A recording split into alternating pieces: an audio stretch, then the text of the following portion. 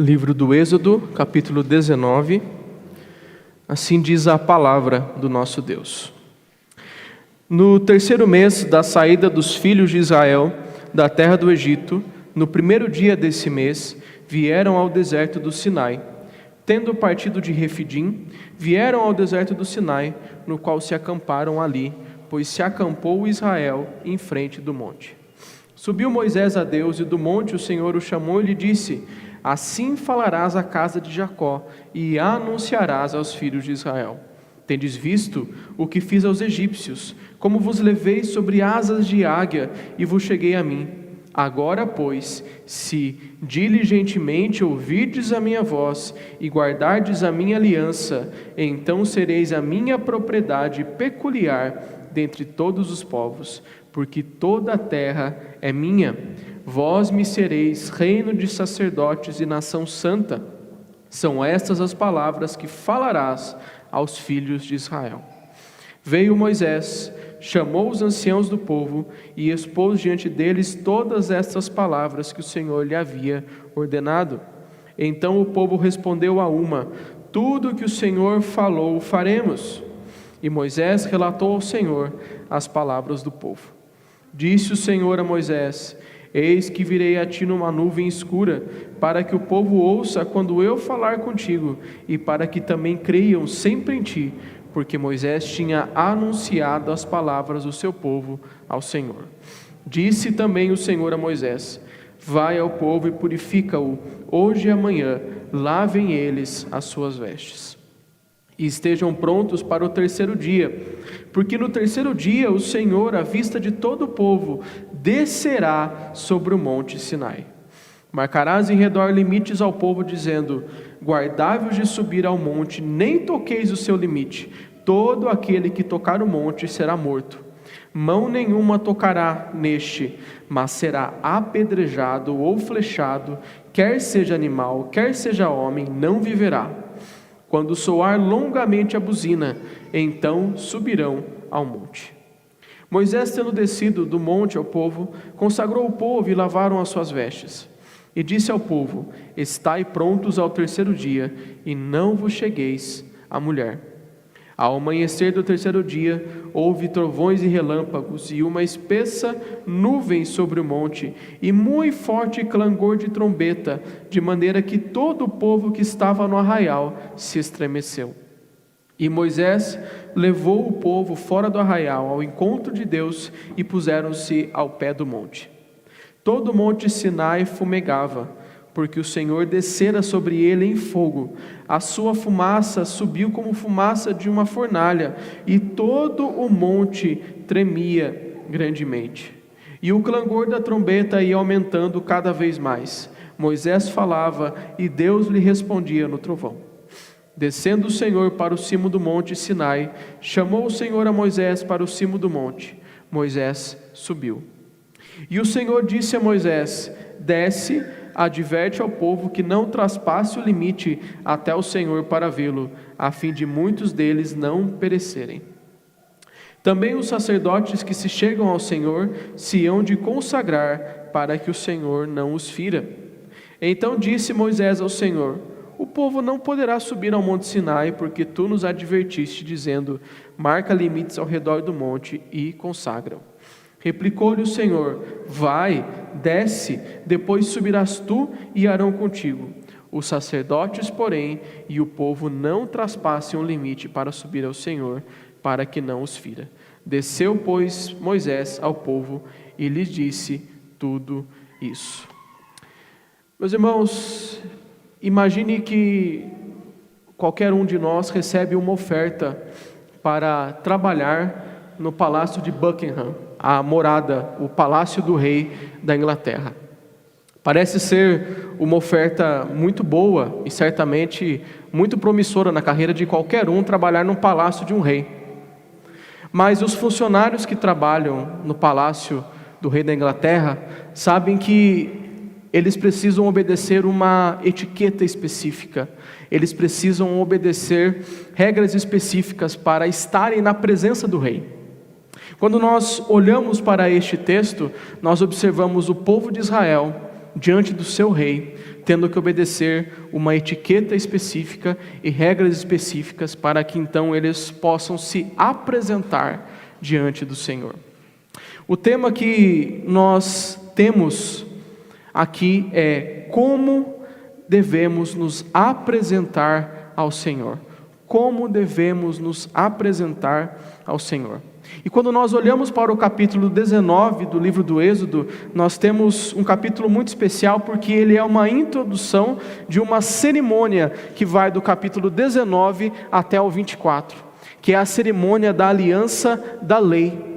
É o momento em que pela primeira vez Deus coloca o seu caráter em tábuas de pedra e firma uma aliança com os descendentes de Jacó, que agora compreende um grande e numeroso povo. E também é o concluir de um ciclo no livro do Êxodo, que começou lá no capítulo 3, no versículo 12. Nós lemos o seguinte lá no capítulo 3, versículo 12. Deus lhe respondeu: eu serei contigo, e este será o sinal de que eu te enviei. Depois de haveres tirado o povo do Egito, servireis a Deus neste monte. Naquele momento Moisés estava diante da sarça ardente, e ele estava conversando com o Senhor falava com ele, e o Senhor disse: olha, o sinal de que eu estarei contigo, Moisés, é que quando saíres do Egito, servireis a Deus neste monte. E agora o povo então está diante do Senhor, e o Senhor irá lhes ensinar como eles devem apresentar-se ao Senhor. Portanto, meus irmãos, como nós devemos nos apresentar ao Senhor? Em primeiro lugar, nós devemos nos apresentar ao Senhor lembrando de nossa identidade no Senhor. Devemos nos apresentar ao Senhor, lembrando de nossa identidade no Senhor. Os primeiros versículos 1 e 2 dizem assim: no terceiro mês da saída dos filhos de Israel da terra do Egito, no primeiro dia desse mês, vieram ao deserto do Sinai. Tendo partido de Refidim, vieram ao deserto do Sinai, no qual se acamparam ali, pois se acampou Israel em frente ao monte. Meus irmãos, o texto nos diz no versículo 1 que eles então no terceiro mês da saída do Egito, e aqui o termo mais preciso seria na terceira lua nova, porque no calendário dos israelitas a lua nova marcava o primeiro dia do mês. Então na terceira lua nova eles se colocaram diante do monte Sinai, e isso deu mais ou menos cerca de 70 dias desde a saída do Egito. E Moisés então, diz o versículo 3, que subiu Moisés a Deus, e do monte o Senhor o chamou e lhe disse. Mais uma vez Moisés sobe ao monte Sinai, e mais uma vez o Senhor fala com ele no monte Sinai. E as primeiras palavras que o Senhor diz é o seguinte: assim falarás à casa de Jacó e anunciarás aos filhos de Israel. Versículo 4. Tendes visto o que fiz aos egípcios, como vos levei sobre asas de águia e vos cheguei a mim. O Senhor então relembra a Moisés e diz: olha, falarás assim, dessa forma, aos filhos de Israel, à casa de Jacó: tendes visto o que fiz aos egípcios, como vos levei sobre asas de águia e vos cheguei a mim. Meus irmãos, quando o Senhor diz que o povo de Israel foi tirado da terra do Egito como sobre asas de águia e chegaram até então ao Senhor, o termo asas de águia é porque a águia é um animal que cuida dos seus filhotes, é uma ave que cuida dos seus filhotes ao tal ponto que ela é feroz com os seus inimigos. Ela protege o seu ninho, ela não permite que os predadores cheguem até os seus filhotes. Dessa forma, o Senhor demonstra qual é o seu cuidado com o povo de Israel, de tal forma que eles são como os seus filhotes, aquele que ele os carrega debaixo das suas asas. Então nós vamos até o versículo 5, em que o Senhor estabelece qual é o tipo de relação que o seu povo deve ter com Ele. E o texto diz assim: agora pois, se diligentemente ouvirdes a minha voz, e guardardes a minha aliança, então sereis a minha propriedade peculiar dentre todos os povos, porque toda a terra é minha. O versículo 5 começa com uma condicional: agora, pois, se diligentemente ouvirdes a minha voz.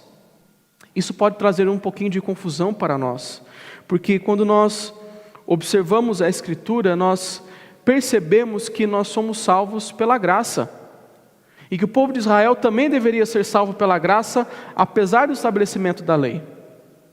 Como é que nós podemos entender então que o Senhor agora coloca uma condicional diante deles? Será que a aliança do Sinai, a aliança da lei, então, ela deveria ser uma aliança condicionada à obediência à lei? O fato, meus irmãos, é que aquele povo já havia sido redimido pela graça quando foi libertado do Egito. Eles não fizeram nada para serem libertados. Eles não obedeceram à lei para serem libertados, mas eles receberam a lei porque foram libertados. Portanto, não há nenhum tipo de contradição de o Senhor colocar agora uma condicional, porque eles já haviam sido salvos pela graça, já haviam sido redimidos pelo Senhor. Mas a condicional aqui está para marcar justamente a diferença entre o Senhor Deus e Faraó. Vamos lembrar que o povo de Israel era escravo no Egito, debaixo de um tirano. Eles não eram escravos porque eles queriam, eles não eram escravos porque se colocaram nessa situação, mas porque um tirano os colocou. E agora o Senhor demonstra a sua diferença para com o Faraó, porque ele coloca uma condicional: se diligentemente ouvirdes a minha voz. Nós devemos nos lembrar que o povo de Israel foi liberto do Egito para ter um outro Senhor e para serem escravos de um outro dono, que é o Senhor Deus. E agora o Senhor Deus demonstra que Ele é um bom Senhor, a ponto de perguntar a seus filhos e dizer aos seus filhos: se diligentemente ouvirdes a minha voz. E o que é que o Senhor diz? Se diligentemente ouvirdes a minha voz e guardardes a minha aliança, a aliança que está para ser firmada nos próximos capítulos, então sereis a minha propriedade peculiar dentre todos os povos, porque toda a terra é minha. Meus irmãos, essa expressão propriedade peculiar significa, na língua hebraica, na língua que foi escrito o texto, que o povo seria para o Senhor um tesouro precioso. Meus irmãos, é isso que o povo de Deus é para Deus, um tesouro precioso. E ele diz assim ainda: porque toda a terra é minha, ou seja, ele poderia escolher qualquer povo, qualquer nação para ser o seu tesouro precioso, mas ele escolheu um povo de escravos, um povo marcado, um povo que não tinha terra até então, para ser seu, para ser o seu tesouro precioso. Mas eles eram tesouro do Senhor não por qualquer propriedade particular deles, não porque eles tivessem algum valor, mas porque o Senhor os comprou. Quando nós olhamos para a 10ª praga do Egito, a morte dos primogênitos, nós descobrimos que a morte dos primogênitos ocorreu porque o Senhor decidiu requerer os primogênitos de toda a terra do Egito para si.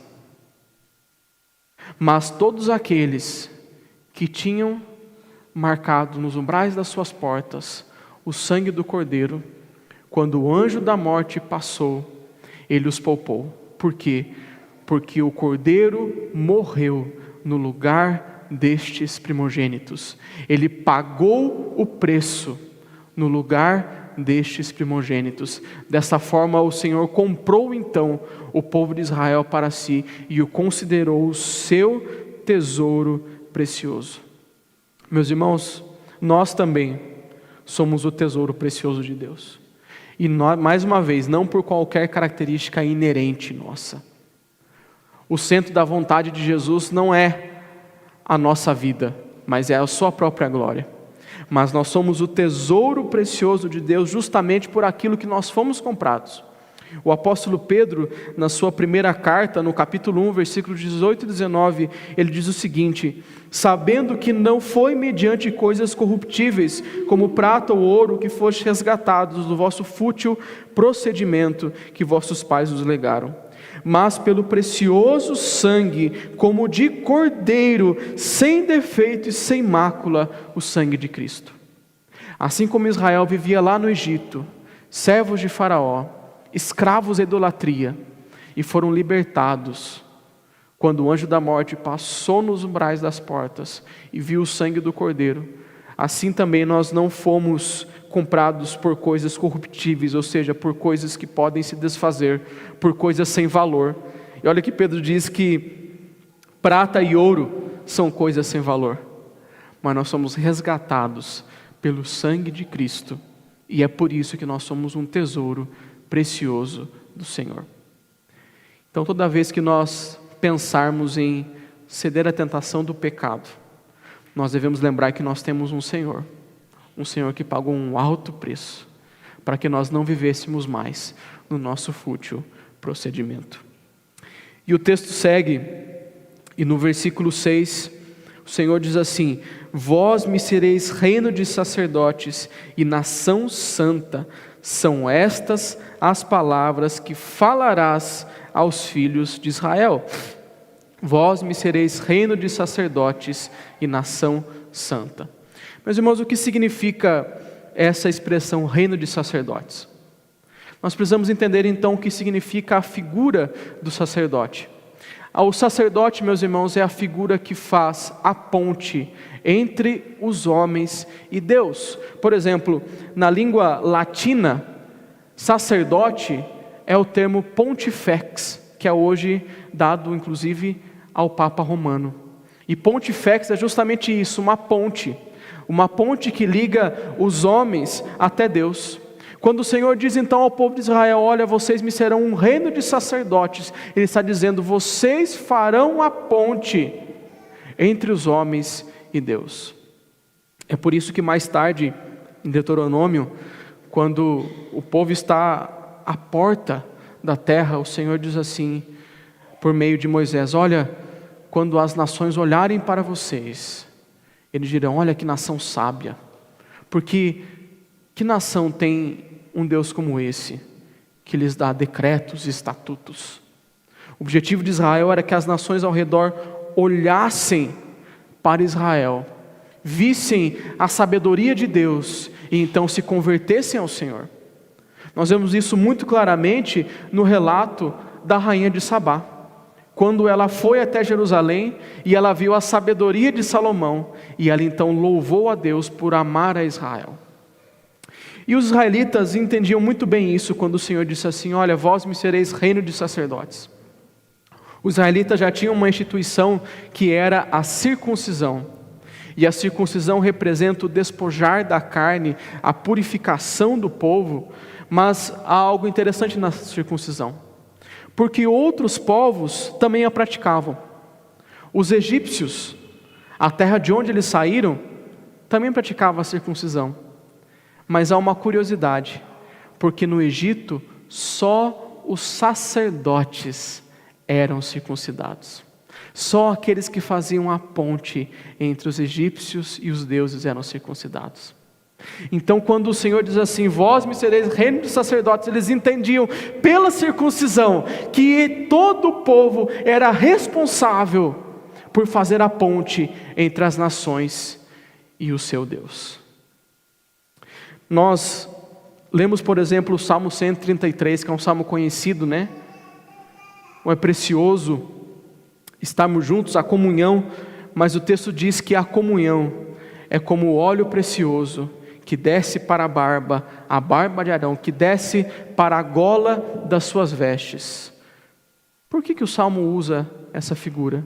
Por que ele diz que a comunhão é tão boa e agradável como o óleo que desce para a barba de Arão e desce para a gola de suas vestes? A figura ali, meus irmãos, é da unção do sumo sacerdote. Quando o sumo sacerdote era colocado no seu cargo, ele então recebia o óleo que descia, e esse óleo vinha até a gola. Por quê? Porque havia algo muito especial debaixo da gola do sumo sacerdote. havia um peitoral com 12 pedras que representavam as 12 tribos de Israel. Quando o sumo sacerdote era ungido, os filhos de Israel também eram simbolicamente ungidos como sacerdotes. Nós falamos hoje da doutrina do sacerdócio universal, de todos os crentes. Todos os crentes são sacerdotes porque podem se achegar até Deus. Mas não só isso. Todos os crentes são sacerdotes porque podem apresentar o nosso Deus àqueles que ainda não conhecem. E esse sacerdócio já existia no Antigo Testamento. O povo de Deus nasceu para ser um povo missionário desde o Antigo Testamento, para levar às nações quem é o verdadeiro Deus, para libertar os povos da escravidão do pecado desde o Antigo Testamento. O Senhor também disse que aquele povo era para ser uma nação santa, ou seja, uma nação separada em seu proceder. Dessa forma, nós somos lembrados da nossa identidade no Senhor. Antes que o povo se apresentasse diante do Senhor, o Senhor então os lembra qual é a sua identidade. Um reino de sacerdotes e uma nação santa. Uma nação que foi redimida e, portanto, era um tesouro próprio e particular do nosso Deus. E então o povo responde. O versículo 7 em diante diz o seguinte: Veio Moisés, chamou os anciãos do povo e expôs diante deles todas estas palavras que o Senhor lhe havia ordenado. Então o povo respondeu a uma: tudo o que o Senhor falou, faremos. Os anciãos, os mais velhos do povo, os líderes do povo vieram até Moisés. Moisés disse a eles aquilo que o Senhor havia falado, aquilo que nós já vimos, e os anciãos então anunciaram a todo o povo, e a resposta do povo foi: tudo o que o Senhor falou, faremos. Meus irmãos, para nós nos apresentarmos diante do Senhor, é importantíssimo nós nos lembrarmos da nossa identidade no Senhor, justamente porque quando nós sabemos qual é a nossa identidade, nós sabemos o que devemos fazer. O povo respondeu: tudo que o Senhor falou, faremos. Quando nós sabemos que nós somos do Senhor, quando nós sabemos que nós somos um reino de sacerdotes, nós também nos lembramos que devemos fazer tudo aquilo que o Senhor ordenou a nós. Que nós não devemos fazer aquilo que o mundo manda, que os influencers orientam, que a mídia quer que nós façamos, mas nós devemos fazer tudo aquilo que o Senhor quer que nós façamos. E nós, como o seu reino de sacerdotes, a sua propriedade peculiar, então obedecemos ao Senhor. É certo que o povo disse: tudo que o Senhor falou, faremos, e lá no capítulo 32 já havia erigido para si um bezerro de ouro, um ídolo. E é por isso que eu quero trazer uma aplicação aos irmãos quanto à nossa responsabilidade diante dos votos que nós fazemos. O povo de Deus aqui estava fazendo um voto, como aquele que nós fazemos quando professamos a nossa fé, ou quando fazemos um voto de jejum, ou quando os oficiais são ordenados. Esse é o tipo de voto que o povo está fazendo aqui.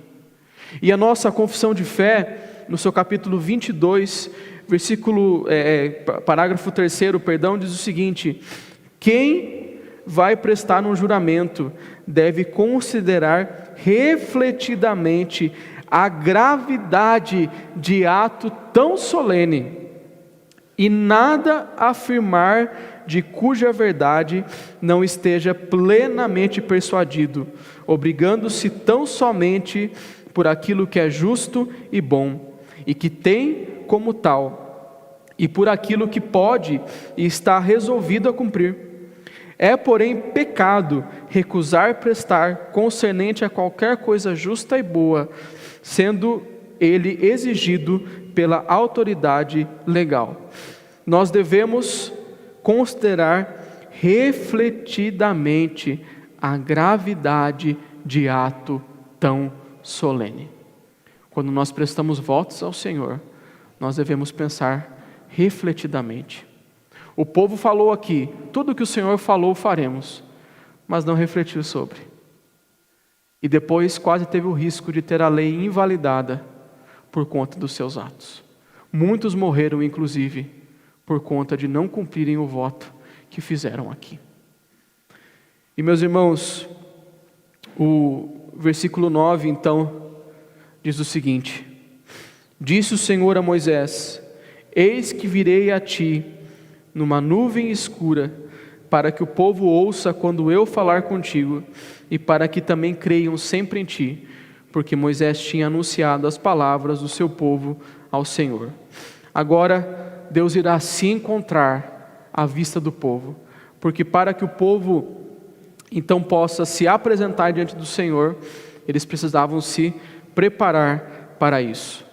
Mas quando nós olhamos para o texto que nós já expomos aqui, nós vemos o Senhor estabelecendo a identidade do povo.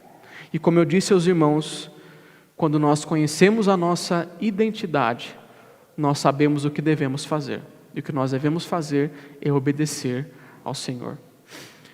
Nós vivemos num mundo, meus irmãos, em que a identidade está firmada naquilo que nós sentimos. E este pensamento tem entrado dentro da igreja. E eu quero, inclusive, que os adolescentes e as crianças prestem atenção nisso.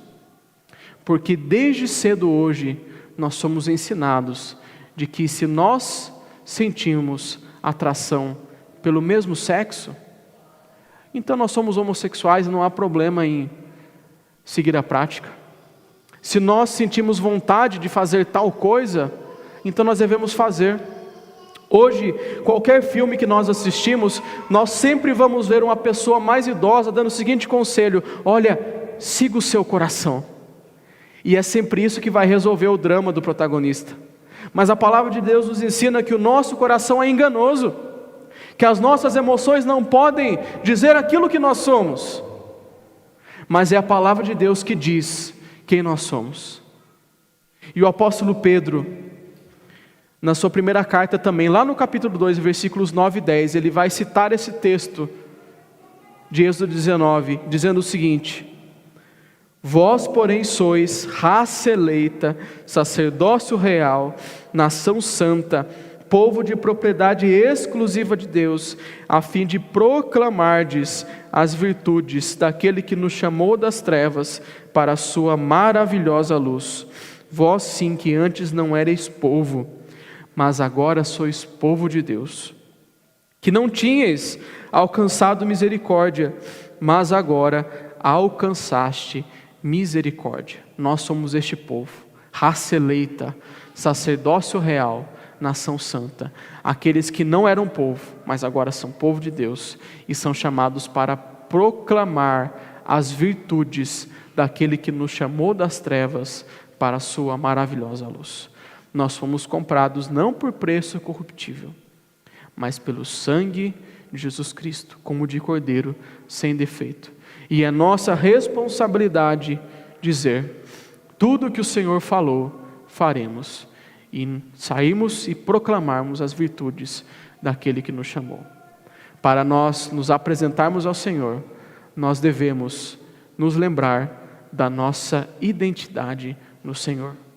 Mas em segundo lugar, meus irmãos, para nós nos apresentarmos ao Senhor, diante do Senhor, nós devemos nos apresentar preparando-nos em santificação para o Senhor. Preparando-nos em santificação para o Senhor. Os versículos 10 e 11 dizem o seguinte: disse também o Senhor a Moisés: vai ao povo e purifica-o hoje e amanhã, lavem eles as suas vestes, e estejam prontos para o terceiro dia, porque no terceiro dia o Senhor, à vista de todo o povo, descerá sobre o monte Sinai. O Senhor então avisa a Moisés: olha, prepara o povo, purifica-o, ou seja, santifica-o, deixa o povo limpo, e que eles lavem as suas vestes, ou seja, se preparem para me encontrar. É o rei que está chegando, e o povo precisa estar apresentável diante do seu rei. E é por isso que o Senhor ordena que eles lavem as suas vestes. Naquele tempo, meus irmãos, roupa era um negócio muito caro. Então as pessoas tinham em média uma troca de roupa. Então os irmãos imaginem que sacrifício era você lavar uma roupa, porque você deixava ela sujar durante um bom tempo antes de você lavá-la. E eles então deveriam lavar porque eles estavam diante de alguém importante. É como quando veio uma visita em casa e nós tiramos a melhor louça, os melhores copos para aquela pessoa. O povo então deveria se preparar para o Senhor. E deveriam também serem purificados por Moisés. E o texto continua, o versículo 12 e 13 mostra que Moisés deveria marcar limites para que o povo não chegasse muito perto do monte. Era um lugar sagrado, um lugar santo, né? Mais para frente o Senhor vai estabelecer o tabernáculo. E no tabernáculo nós temos o pátio externo, onde o povo fica, e nós temos o santo e o santo dos santos. E o povo não pode entrar no santo e no santo dos santos. Fica ali no pátio externo. Como ainda não há um tabernáculo, e o Senhor iria então habitar no meio do seu povo provisoriamente no monte, então o povo deveria estar marcado de limites para que não entrasse nem no santo e nem no santo dos santos. Então o versículo 12 diz o seguinte: marcarás em redor limites ao povo, dizendo: guardai-vos de subir ao monte, nem toqueis o seu limite. Todo aquele que tocar o monte será morto. Moisés deveria dizer ao povo: olha, se guardem, tomem cuidado. Vocês não devem nem tocar o monte, porque quem tocar o monte será morto. O curioso é que quando o texto diz assim: todo aquele que tocar o monte será morto, é a mesma expressão que nós vemos em Gênesis capítulo 2, versículo 17. Quando a mulher diz à serpente que não se deve, aliás, quando o Senhor diz a Adão que não se deve comer da árvore do fruto do bem e do mal, porque no dia em que dela comeres, certamente morrerás. Nós podemos dizer que a expressão que nós temos aqui no versículo 12 é a mesma. Todo aquele que tocar o monte, certamente morrerá. Isso é interessante porque há uma grande discussão, meus irmãos, se quando a serpente fala com a mulher no capítulo 3, e a mulher diz, de Gênesis, né? E a mulher diz à serpente que o Senhor ordenou que não se podia nem tocar na árvore, se há uma adição da parte de Adão e de sua esposa, ou se foi uma ordem direta de Deus mesmo, que não havia sido registrada antes no texto. Eu creio que este texto de Êxodo nos dá uma direção de que era uma ordem do próprio Deus, porque a mesma expressão, certamente morrerá, é utilizada aqui para que não fosse tocado no monte. E posteriormente toda a lei cerimonial de Israel será pautada naquilo que não se pode tocar, para que não se contamine cerimonialmente. Então é algo interessante que nós observamos aqui. Mas o texto segue, o versículo 13 diz: mão nenhuma tocará neste, mas será apedrejado ou flechado, quer seja animal, quer seja homem, não viverá. Ou seja, qualquer um que tocar no monte, era a responsabilidade do povo, que matasse aquele sujeito ou aquele animal, com flecha, com pedra, seja com o que for, porque ele está adentrando numa área que ele não deve, porque é o lugar em que Deus se fará presente. Quando soar longamente a buzina, então subirão ao monte. Aqui o Senhor está orientando que haverá uma trombeta, e essa trombeta, quando soasse, então o povo poderia se achegar perto do monte, mas ainda não poderia chegar-se no seu topo. E diz o versículo 14 e 15: Moisés, tendo descido do monte ao povo, consagrou o povo, e lavaram as suas vestes. E disse ao povo: estai prontos ao terceiro dia, e não vos cheguei a mulher.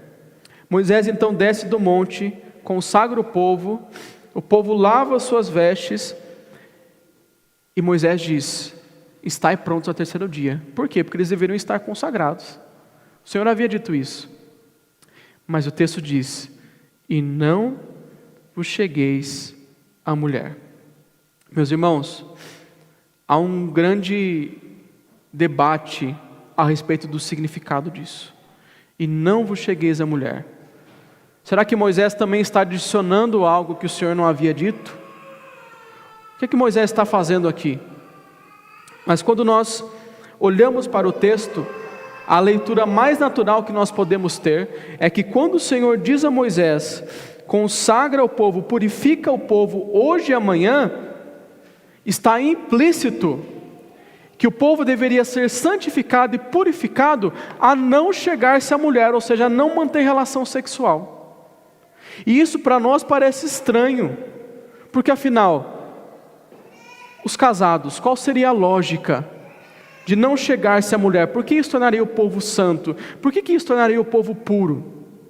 Meus irmãos, mais para frente, nós vamos observar no livro do Êxodo que o Senhor Deus estabelece, além da sua lei moral, que está resumida nos 10 mandamentos e que é perene, é eterna, estabelece também a lei civil, que é a forma direta que a lei moral é aplicada, sendo Israel uma nação, né? E a lei cerimonial. E a lei cerimonial é uma aplicação simbólica da lei moral. E a lei cerimonial, meus irmãos, ela está na sua maior parte no livro de Levítico.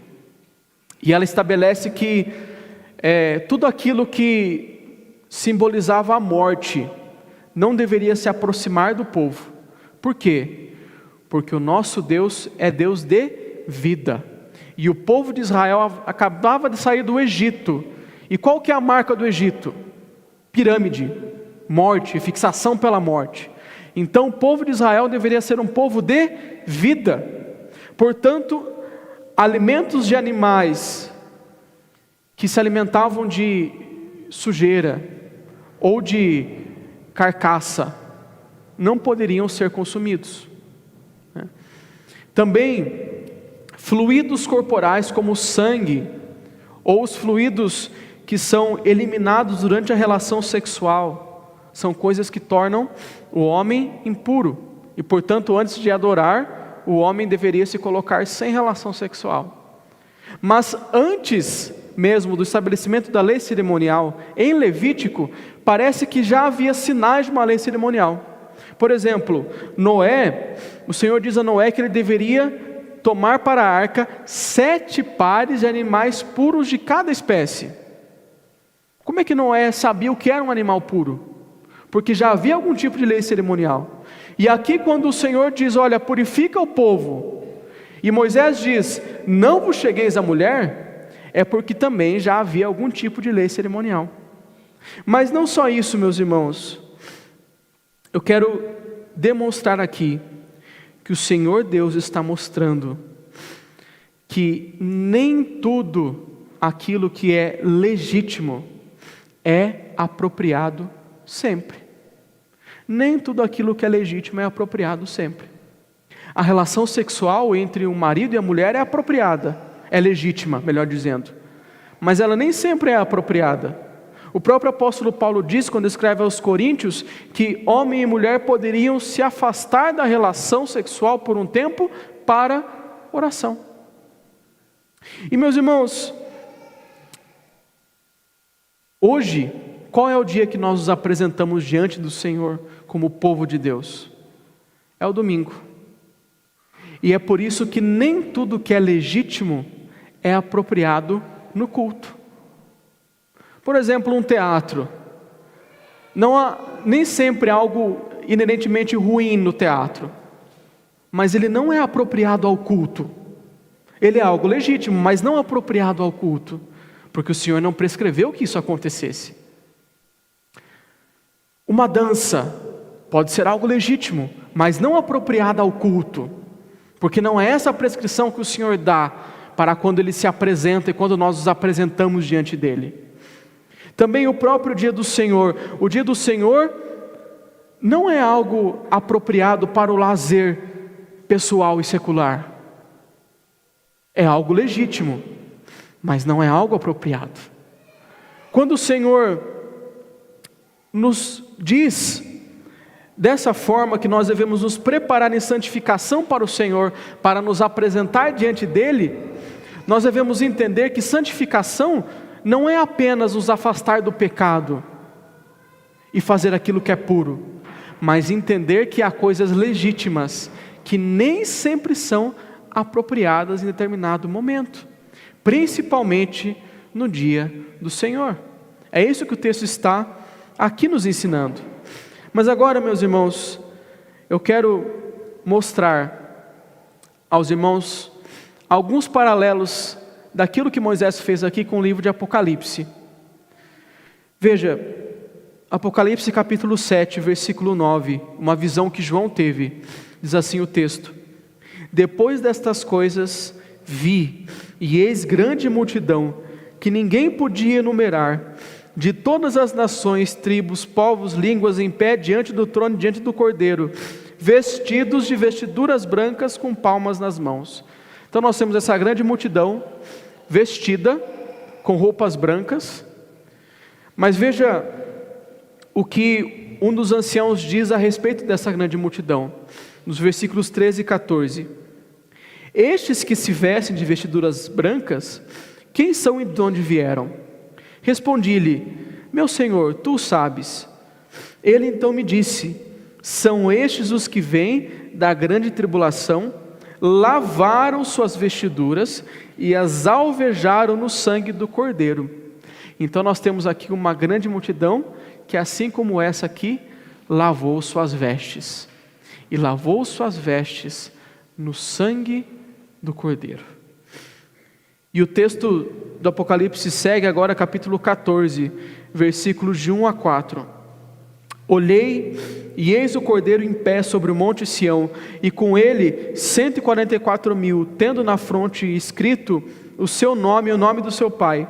Ouvi uma voz do céu como voz de muitas águas, como voz de grande trovão. Também a voz que ouvi era como de arpistas quando tangem a sua harpa.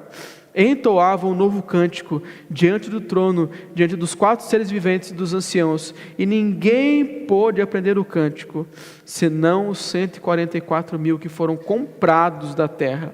São estes os que não se macularam com mulheres, porque são castos. Perceba, esta grande multidão é representada por este número de 144.000. E o texto diz que esses 144.000 que lavaram as suas vestes, como o povo aqui, só que no sangue do Cordeiro, esta grande multidão são também estes que não se macularam com mulheres. Perceba os paralelos. Perceba os paralelos de um povo que se prepara para se apresentar ao Senhor em santificação para o seu Deus, entendendo que se deve fazer tudo aquilo que o Senhor exige de nós, e também que se deve entender que nem tudo aquilo que é legítimo é apropriado para certos momentos. E veja, essa multidão de Apocalipse agora é de todas as tribos, povos, línguas e nações. Nós somos essa grande multidão que também lavou as suas vestes no sangue do Cordeiro, que limpou as suas vestes e que se prepara diante do Senhor em santificação, sabendo que nem sempre tudo aquilo que é legítimo é apropriado. Em terceiro lugar, meus irmãos, como nós devemos nos preparar para estar diante do Senhor? Como nós nos apresentamos diante do Senhor? Chegando-se pelo mediador do Senhor. Em primeiro lugar, nós nos apresentamos diante do Senhor, lembrando da nossa identidade no Senhor. Em segundo lugar, nós nos apresentamos diante do Senhor, preparando-se em santificação para o Senhor. E em terceiro lugar, nós nos apresentamos diante do Senhor, chegando-se pelo mediador do Senhor. Leiamos, meus irmãos, o versículo 16 e 17 do texto. Ao amanhecer do terceiro dia, houve trovões e relâmpagos, e uma espessa nuvem sobre o monte, e muito forte clamor de trombeta, de maneira que todo o povo que estava no arraial se estremeceu. E Moisés levou o povo fora do arraial, ao encontro de Deus, e puseram-se ao pé do monte. Veja o povo ao pé do monte, e o que eles viram no amanhecer do terceiro dia foram trovões, relâmpagos, uma espessa nuvem e um som de trombeta, e essa trombeta vinha do próprio céu. O que nós temos aqui? Se nós observarmos mais uma vez Apocalipse, agora no capítulo 4, versículo 5, que diz o seguinte: do trono saem relâmpagos, vozes e trovões, e diante do trono ardem 7 tochas de fogo, que são os 7 Espíritos de Deus. Mas perceba que do trono saem relâmpagos, vozes e trovões. E o que o povo escuta à beira do monte? Relâmpagos, vozes e trovões. Meus irmãos, neste momento, o próprio céu desceu no monte Sinai. O céu se encontrou com a terra. Isso não acontecia, já havia desde o Éden. E agora o povo se estremecia, e com razão, porque eles estavam diante de um Deus santo, o qual eles não podiam se achegar.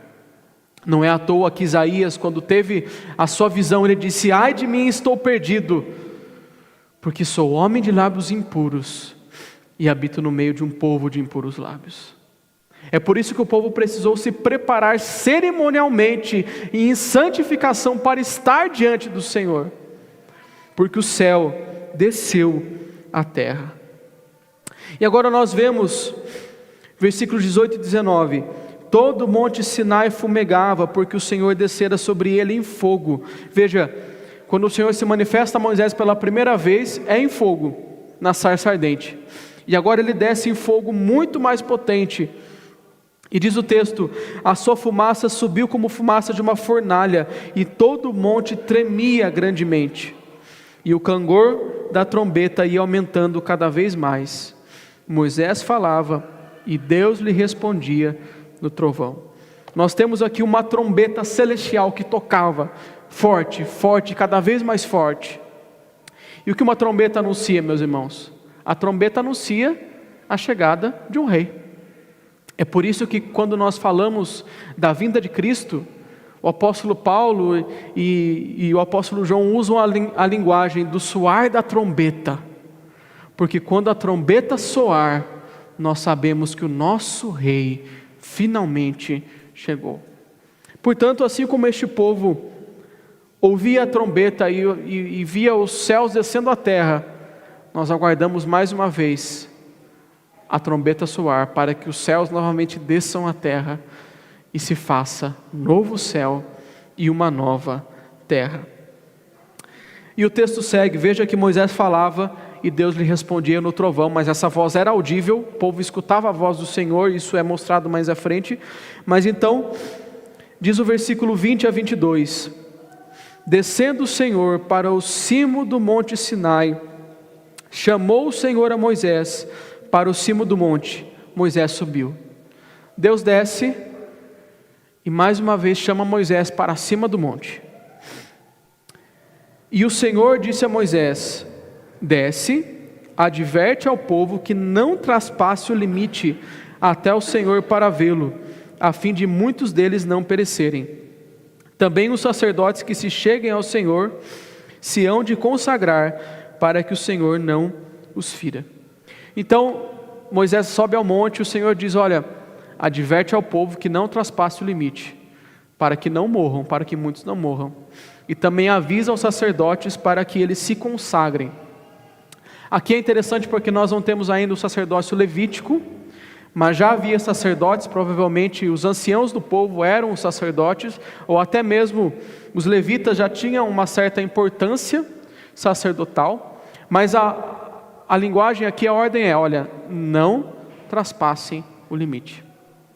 E nós temos uma resposta interessante, porque o versículo 23 diz assim: então disse Moisés ao Senhor: O povo não poderá subir ao monte Sinai, porque tu nos advertiste dizendo, marca limites ao redor do monte e consagra. Moisés diz, Senhor, mas o Senhor já disse isso. Já foi dito ao povo para que eles se afastassem. Por que Deus repete? Veja, porque são dois momentos diferentes. O Senhor disse primeiro, marca limites e o povo se consagre antes de eles se aproximarem do monte. Agora, eles já se aproximaram do monte.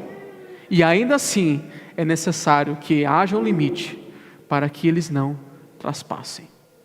E Deus repete a Moisés, diz o versículo 24, replicou-lhe o Senhor, vai, desce, depois subirás tu e Arão contigo.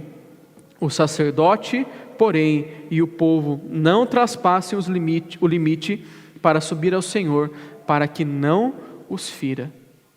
Moisés deveria descer, avisar o povo, e então ele subiria, e Arão também subiria até um limite.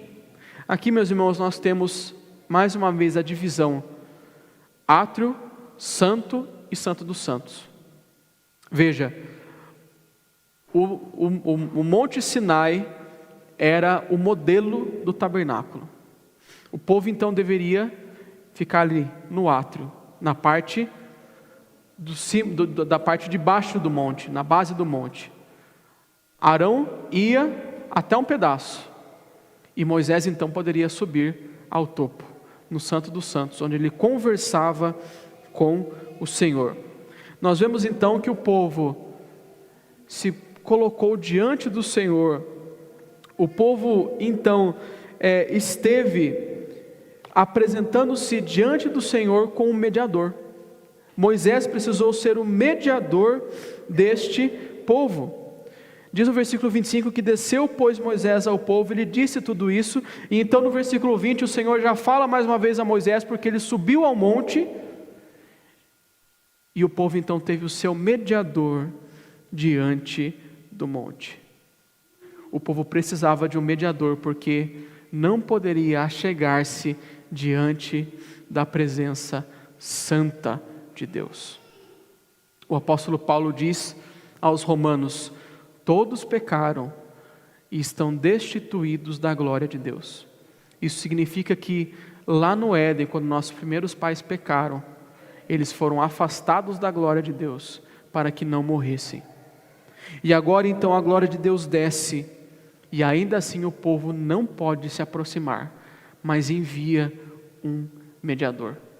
Havia ainda um véu, aquele véu que separava, que nós cantamos, e o povo não podia se achegar diretamente ao Senhor.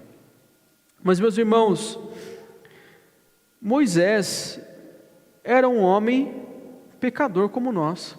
Veja aqui mesmo no texto, o Senhor dá uma ordem e Moisés retruca.